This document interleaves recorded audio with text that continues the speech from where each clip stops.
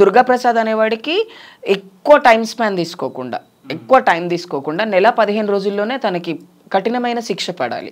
ఆ శిక్ష ఎలా ఉండాలి అంటే ఎవరైతే హిజరాలని మోసం చేస్తున్న మగపిల్లలు ఉన్నారో వాళ్ళకు ఒక ల్యాండ్ మార్క్ కావాలి. అరే ఇలా చేస్తే ఖచ్చితంగా చట్టం వీళ్ళ జోలికి వెళ్తే ఇలా అవుతుంది అనుకోవాలి. అండ్ ఇంకోటి ఏంటంటే ప్రభుత్వాలు మన తెలుగు రాష్ట్రాలు మాత్రమే ఎందుకు ఒక కొత్త చట్టం తీసుకురాకూడదు? కాదక్క, అమ్మాయిలకు రేప్ చేసి చంపితేనే వాళ్ళకి శిక్ష పడట్లేదు, అలాంటిది ఒక ట్రాన్స్ ఉమెన్ కి చేస్తే శిక్ష పడుతుందని ఎలా అనుకుంటున్నా? ఎందుకు పడకూడదు? నిర్భయ 14 years పట్టింది, శ్రీహత 28 days పట్టింది వరంగల్లో జరిగిన దానిపైన.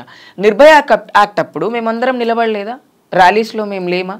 ఆడవాళ్ళకు అన్యాయం జరిగినప్పుడు సొసైటీలో బ్రతుకుతున్న ప్రతి ఒక్కరూ ఎలాగైతే ప్రతిఘటించారో అలాగే ఇప్పుడు కూడా చేయాలి. ఎందుకు చేయకూడదు? అంటే మమ్మల్ని మనిషిలాగా చూడొచ్చు కదా, మేము అడుక్కొని బతుకుతాము, మేము సెక్స్ వృత్తి చేసుకొని బతుకుతామని మేము మనుషులు కాకుండా పోలేదు కదా తమ్ముడు. మేము మనుషులమే కదా, మీరు బతుకుతున్న సమాజంలోనే బతుకుతున్నాం కదా.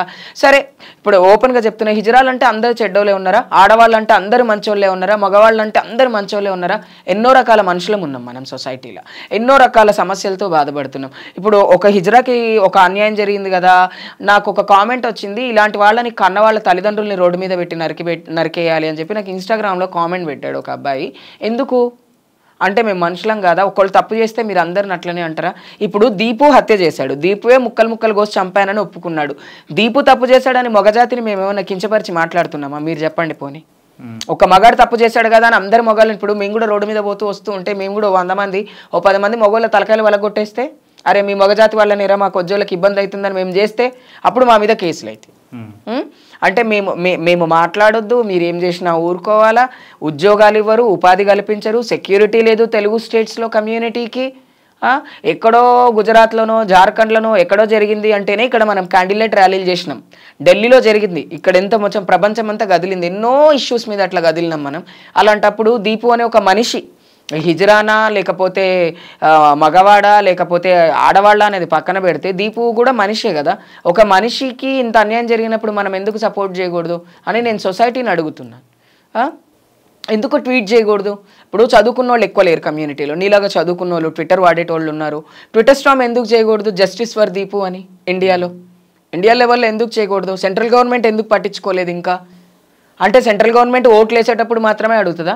స్టేట్ గవర్నమెంట్ మాత్రమే పనిచేయాలా? Central government పనిచేయదా? అక్క ఇప్పుడు నార్మల్గా కమ్యూనిటీ వాళ్ళకి ట్రాన్స్ వాళ్ళకి ఓటు హక్కు ఉంది, అందరం ఓటేస్తాం. దాని మీద ఏం రాస్తారు? ట్రాన్స్జెండర్ అని ఉంటుంది, అంతే. ట్రాన్స్జెండర్ మేల్ ఫీమేల్ ఉండదు, ట్రాన్స్జెండర్ అని ఉంటుంది.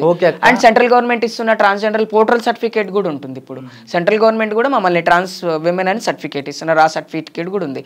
ఓటేస్తున్నాం, ట్యాక్సులు కడుతున్నాం, అడుక్కొని బతుకుతున్నామా, ఒళ్ళమ్ముకొని బతుకుతున్నామా? అంటే సొసైటీలో మేము మాత్రమే ఒళ్ళమ్ముకొని బతకట్లేదు, ఎన్నో మనుషులు ఎన్నో రకాలుగా బతుకుతున్నారు.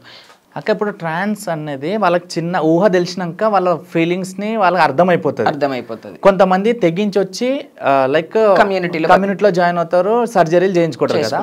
సో మీరు ఎన్ని ఇయర్స్ అప్పుడు చేంజ్ అయ్యారు, ఎన్ని ఇయర్స్ అయింది ఇప్పుడు చేంజ్? 2011 నా సర్జరీ డేట్ 2011 July 14th నేను సర్జరీ చేయించుకున్నా. నేను 2009లో కమ్యూనిటీలోకి వచ్చిన.